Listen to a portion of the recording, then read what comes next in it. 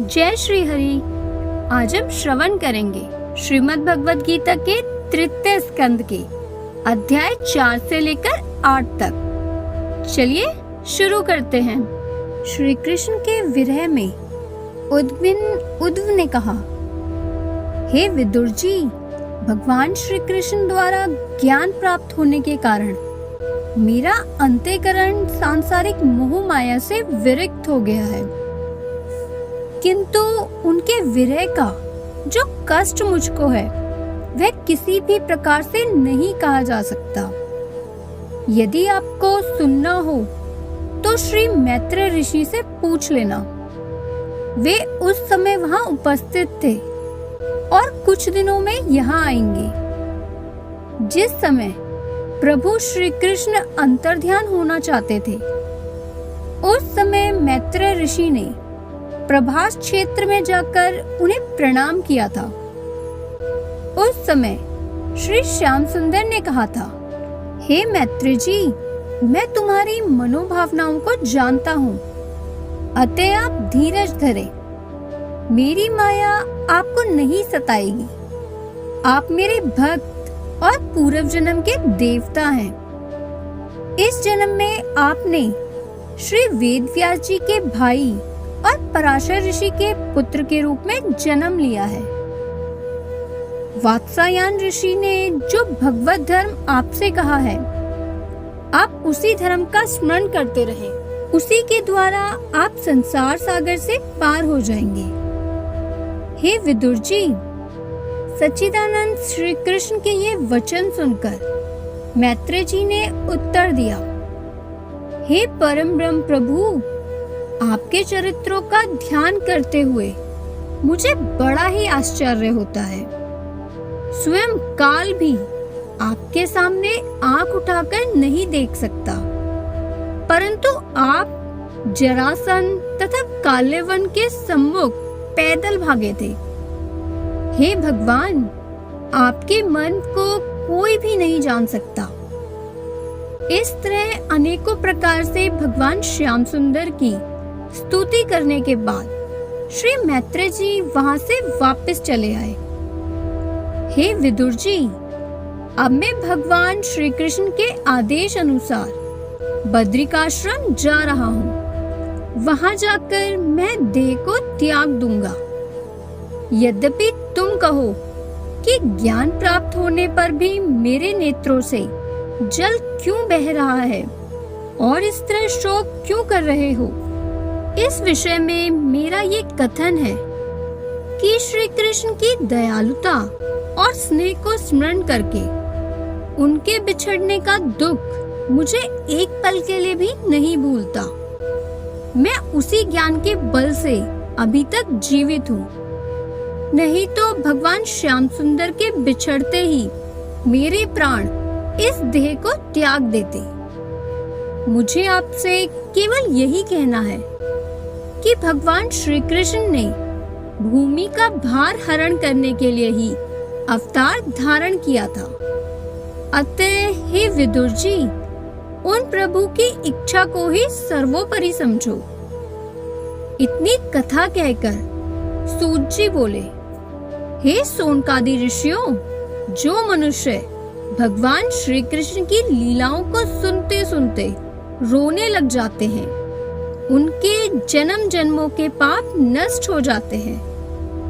भगवान श्री कृष्ण के अवतार की कथाएं तथा लीलाओं के सुनने व याद करने से बढ़कर अन्य कोई उपाय मनुष्य के उद्धार के लिए नहीं है।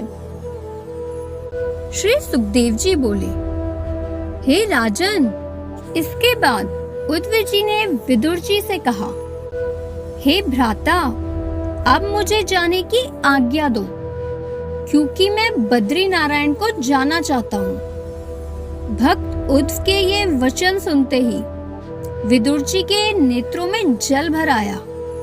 वे बोले, हे उद्धव, भगवान मुरली मनोहर ने पृथ्वी पर अवतरित होकर समस्त संसार में अपने प्रताप एवं यश को चंद्रमा के प्रकाश की तरह फैला दिया और धर्म, तथा गौ ब्राह्मणों की रक्षा के बाद वे अपने गोलोक धाम को पधार गए। हम लोगों ने अपने अज्ञान एवं दुर्भाग्य के कारण ही उनकी महिमा को नहीं जाना। तुम तो आटोयाम सदैव उनके समीप ही रहते थे, परंतु उनकी माया ऐसी प्रबल थी कि तुम भी उनको नहीं जान सके। इस कारण निश्चय ही यह जानना चाहिए कि भगवान श्री नंद नंदन की कृपा के बिना उनके कर्म को कोई भी नहीं जान सकता।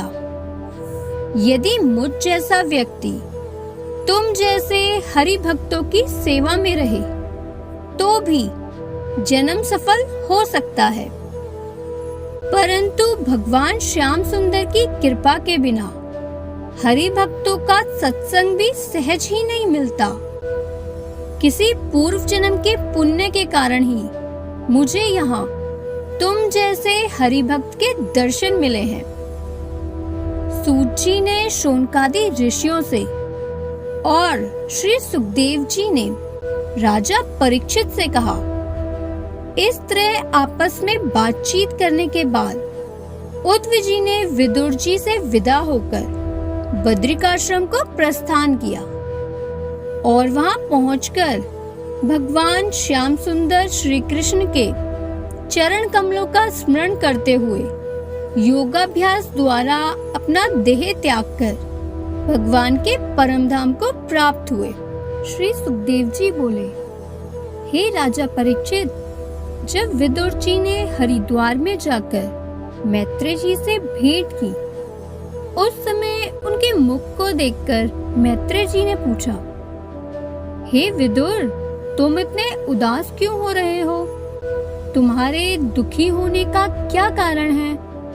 यह बात सुनकर विदुर जी ने भक्तराज उद्धव से भेंट होने का समस्त वृतांत कह सुनाया और जिस तरह उद्धव जी ने उन्हें बताया था, वह श्री कृष्ण के अंतर्ध्यान होने से महाभारत में दुर्योधन आदि कौरवों के मारे जाने से और यदुवंशियों के आपस में संहार होने का सारा वृतांत कहते हुए इस प्रकार कहने लगे, हे ऋषिवर, भगवान श्री कृष्ण के गोलोक धाम पधारने से मेरी ये हालत हो गई है।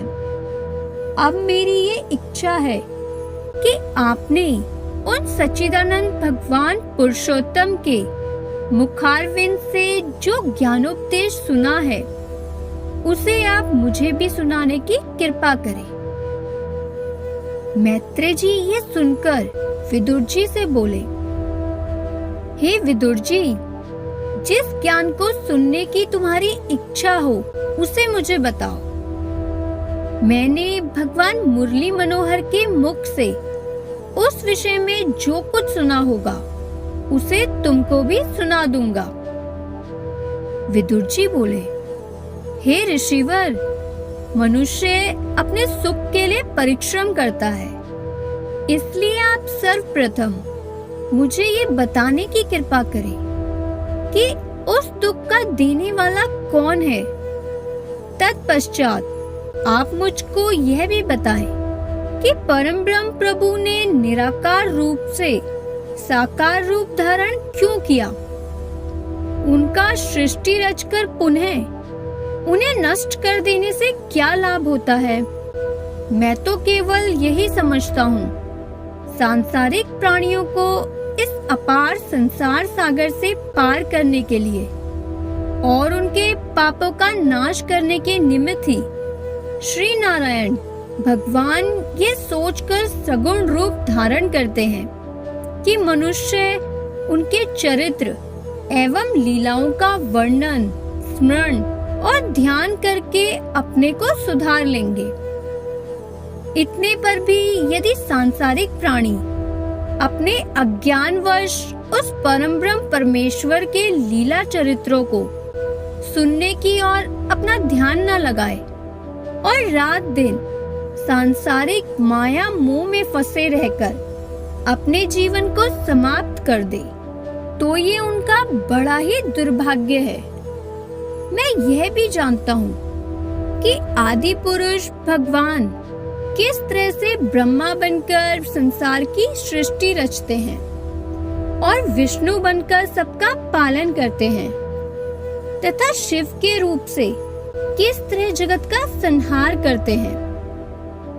ऐसा कौन सा उपाय है जिसके करने पर श्री नारायण भगवान प्रसन्न होते हैं और सांसारिक मनुष्य अपनी अभिष्ट कामना को पाकर अंत में मोक्ष पद को प्राप्त करता है। 84 लाख योनियों में घूमने और नरक में बहुत कष्ट भोगने के पश्चात जब ये जीवात्मा मनुष्य देह धारण कर लेता है, तब भी वह प्रभु की माया में लिप्त रहकर अत्याचार करना क्यों नहीं छोड़ता? वह ऐसा कार्य क्यों नहीं करता जिससे सदा के लिए आवागमन से मुक्त हो जाए? हे नाथ, यह सब वृतांत आप मुझे कृपा कर बताइए, तभी मेरे मन का संदेह नष्ट होकर मुझे ज्ञान प्राप्त हो सकेगा। श्री सुखदेव जी कहने लगे, हे राजन, विदुर के ऐसे वचन सुनकर मैत्रेय जी बोले, हे विदुर, तुम परम विवेकी हो। बालकपन से ही तुम्हारा प्रभु के चरणों में स्नेह रहा है। यद्यपि तुमसे कोई भी बात छिपी नहीं है, तो भी यदि तुम पूछते हो तो मैं अपनी मति के अनुसार उसे तुम्हें सुनाता हूँ। हे विदुर, जो प्राणी भगवान श्री हरि से प्रेम नहीं करते हैं, वे बहुत कष्ट पाते हुए इस अथाह भवसागर में पड़े रहते हैं और कभी जन्म मरण से छुटकारा नहीं पाते। जो मनुष्य केवल अपने स्वार्थ में ही लगे रहते हैं, उन्हें दुख के अलावा सुख कभी नहीं मिलता। यदि वे क्षण मात्र भी श्री हरि का भजन तथा स्मरण कर लें, तो वे निश्चय ही संसार के कष्टों से मुक्त हो सकते हैं। इस संसार में जन्म लेकर प्राणी जैसा कर्म करता है, उसे वैसा ही फल मिलता है। श्री नारायण की कृपा के बिना मनुष्य को सांसारिक माया मोह से मुक्त होना बहुत कठिन है। उस माया जाल से मुक्त होने के लिए मनुष्य को सच्चे मन से श्री नारायण जी का ध्यान करना चाहिए और उनको श्री नारायण जी के चरित्रों का श्रवण करना चाहिए। जब कोई मनुष्य इंद्रियों के विषय भोग आदि सुखों को त्याग कर श्री हरि का स्मरण करता है, तब माया जाल से मुक्त होता है। जिस प्रकार स्वप्न का दुख जागृत होने पर भी प्रतीत नहीं होता, उसी प्रकार हरि स्मरण करने पर लोक परलोक दोनों का दुख नष्ट हो जाता है। श्री सुखदेव जी बोले, हे राजा परीक्षित, जब विदुर जी ने हरिद्वार में जाकर मैत्रेय जी से भेंट की, उस समय उनके मुख को देखकर मैत्रेय जी ने पूछा, हे विदुर, तुम इतने उदास क्यों हो रहे हो? तुम्हारे दुखी होने का क्या कारण है? यह बात सुनकर विदुर जी ने भक्तराज उद्धव से भेंट होने का समस्त वृतांत कह सुनाया और जिस तरह उद्धव जी ने उन्हें बताया था, वह श्री कृष्ण के अंतर्ध्यान होने से महाभारत में दुर्योधन आदि कौरवों के मारे जाने से और यदुवंशियों के आपस में संहार होने का सारा वृतांत कहते हुए इस प्रकार कहने लगे, हे ऋषिवर, भगवान श्री कृष्ण के गोलोक धाम पधारने से मेरी ये हालत हो गई है। अब मेरी ये इच्छा है कि आपने उन सच्चिदानंद भगवान पुरुषोत्तम के मुखारविंद से जो ज्ञानोपदेश सुना है, उसे आप मुझे भी सुनाने की कृपा करें। मैत्रेय जी ये सुनकर विदुर जी से बोले, हे विदुर जी, जिस ज्ञान को सुनने की तुम्हारी इच्छा हो उसे मुझे बताओ। मैंने भगवान मुरली मनोहर के मुख से उस विषय में जो कुछ सुना होगा उसे तुमको भी सुना दूंगा। विदुर जी बोले, हे ऋषिवर, मनुष्य अपने सुख के लिए परिश्रम करता है, इसलिए आप सर्वप्रथम मुझे ये बताने की कृपा करें कि उस दुख का देने वाला कौन है। तत्पश्चात आप मुझको यह भी बताएं कि परम ब्रह्म प्रभु ने निराकार रूप से साकार रूप धारण क्यों किया। उनका सृष्टि रचकर पुनः उन्हें नष्ट कर देने से क्या लाभ होता है। मैं तो केवल यही समझता हूँ, सांसारिक प्राणियों को इस अपार संसार सागर से पार करने के लिए और उनके पापों का नाश करने के निमित्त ही श्री नारायण भगवान ये सोचकर सगुण रूप धारण करते हैं कि मनुष्य उनके चरित्र एवं लीलाओं का वर्णन, स्मरण और ध्यान करके अपने को सुधार लेंगे। इतने पर भी यदि सांसारिक प्राणी अपने अज्ञानवश उस परम ब्रह्म परमेश्वर के लीला चरित्रों को सुनने की ओर अपना ध्यान न लगाए और रात दिन सांसारिक माया मोह में फंसे रहकर अपने जीवन को समाप्त कर दे, तो ये उनका बड़ा ही दुर्भाग्य है। मैं यह भी जानता हूँ कि आदि पुरुष भगवान किस तरह से ब्रह्मा बनकर संसार की सृष्टि रचते हैं और विष्णु बनकर सबका पालन करते हैं तथा शिव के रूप से किस तरह जगत का संहार करते हैं। ऐसा कौन सा उपाय है जिसके करने पर श्री नारायण भगवान प्रसन्न होते हैं और सांसारिक मनुष्य अपनी अभिष्ट कामना को पाकर अंत में मोक्ष पद को प्राप्त करता है। 84 लाख योनियों में घूमने और नरक में बहुत कष्ट भोगने के पश्चात जब ये जीवात्मा मनुष्य देह धारण कर लेता है, तब भी वह प्रभु की माया में लिप्त रहकर अत्याचार करना क्यों नहीं छोड़ता। वह ऐसा कार्य क्यों नहीं करता जिससे सदा के लिए आवागमन से मुक्त हो जाए। हे नाथ, यह सब वृतांत आप मुझे कृपा कर बताइए, तभी मेरे मन का संदेह नष्ट होकर मुझे ज्ञान प्राप्त हो सकेगा। श्री सुखदेव जी कहने लगे, हे राजन, विदुर के ऐसे वचन सुनकर मैत्रेय जी बोले, हे विदुर, तुम परम विवेकी हो। बालकपन से ही तुम्हारा प्रभु के चरणों में स्नेह रहा है। यद्यपि तुमसे कोई भी बात छिपी नहीं है, तो भी यदि तुम पूछते हो तो मैं अपनी मति के अनुसार उसे तुम्हें सुनाता हूँ। हे विदुर, जो प्राणी भगवान श्री हरि से प्रेम नहीं करते हैं, वे बहुत कष्ट पाते हुए इस अथाह भवसागर में पड़े रहते हैं और कभी जन्म मरण से छुटकारा नहीं पाते। जो मनुष्य केवल अपने स्वार्थ में ही लगे रहते हैं, उन्हें दुख के अलावा सुख कभी नहीं मिलता। यदि वे क्षण मात्र भी श्री हरि का भजन तथा स्मरण कर ले, तो वे निश्चय ही संसार के कष्टों से मुक्त हो सकते हैं। इस संसार में जन्म लेकर प्राणी जैसा कर्म करता है, उसे वैसा ही फल मिलता है। श्री नारायण की कृपा के बिना मनुष्य को सांसारिक माया मोह से मुक्त होना बहुत कठिन है। उस माया जाल से मुक्त होने के लिए मनुष्य को सच्चे मन से श्री नारायण जी का ध्यान करना चाहिए और उनको श्री नारायण जी के चरित्रों का श्रवण करना चाहिए।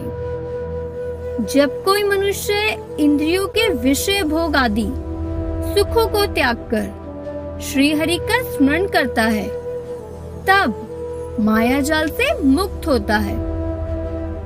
जिस प्रकार स्वप्न का दुख जागृत होने पर भी प्रतीत नहीं होता, उसी प्रकार हरि स्मरण करने पर लोक परलोक दोनों का दुख नष्ट हो जाता है। मैत्रेय जी ने कहा, हे विदुर, जिस समय जगत की सृष्टि के निमित्त सभी आवश्यक चीजें प्रकट हो गई, तब देवताओं ने श्री नारायण जी से जगत की रचना करने का आदेश पाते ही कार्य संरचना करना शुरू कर दिया। जब देवताओं से कार्य पूर्ण नहीं हुआ, तब उन सब ने मिलकर श्री नारायण जी की वंदना करते हुए कहा, हे दीनबंधु, जगत में जो मनुष्य समस्त प्राणियों में आपके ही तेज का प्रकाश जानकर आपका भजन तथा पूजन करता है, वह सांसारिक माया मोह से मुक्त होकर बड़ा ही सुख भोगता है। आपकी लीला और चरित्रों का श्रवण करके उसको ये भली प्रकार ज्ञात हो जाता है कि आप ही सबके प्रभु हैं। आपकी दया दृष्टि के बिना इस जगत की उत्पत्ति के कठिन कार्य को हम नहीं कर सकेंगे, इसलिए आप हमारे ऊपर दया दृष्टि डालिए। देवताओं द्वारा इस प्रकार प्रार्थना को सुनकर श्री नारायण जी ने प्रसन्न होते हुए उनकी ओर कृपा दृष्टि डाली, तो वे इकट्ठा होकर मांसपिंड के रूप में बदल गए। उसी मांसपिंड का नाम आदि पुरुष हुआ। उस आदि पुरुष के निवास करने हेतु पाताल लोक, भूलोक और स्वर्गलोक, इन तीनों लोकों की रचना हुई। वह आदि पुरुष आँख, कान, हाथ आदि इंद्रियों का स्वामी हुआ। उसी आदि पुरुष को विराट रूप भी कहा गया है। इसके बाद उस आदि पुरुष की नाभि से एक कमल पुष्प प्रकट हुआ और उस कमल पुष्प से ब्रह्मा जी प्रकट हुए। तत्पश्चात ब्रह्मा जी ने उनके मुख से ब्राह्मण, भुजा से क्षत्रिय, जंघा से वैश्य और पैरों से शूद्र, इन चारों वर्णों का निर्माण किया। आज का अध्याय यही संपूर्ण। आगे के अध्यायों को देखने के लिए चैनल को लाइक करें, शेयर करें और सब्सक्राइब करें। जय श्री हरि।